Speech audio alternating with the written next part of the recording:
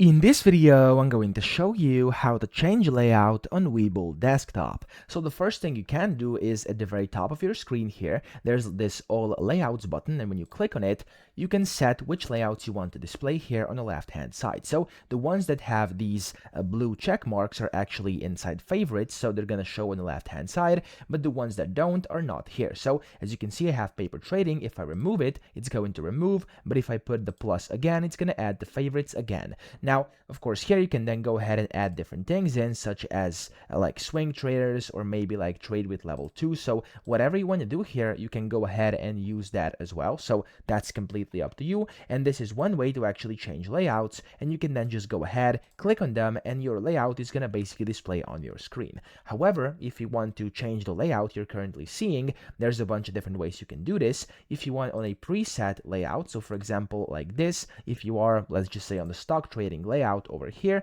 you can customize it and change layout by dragging things over each other and then just basically putting them around and essentially adjusting your own layout. However, this is a bit messier, so if you want to organize it yourself, you can just go ahead and close the current layout by this X button up here, and then you can choose a blank paper layout. So you can do this here on the custom tab, on the paper trading tab, or of course whichever one you want to do. I'm gonna go to custom right now, and then you can do blank layout.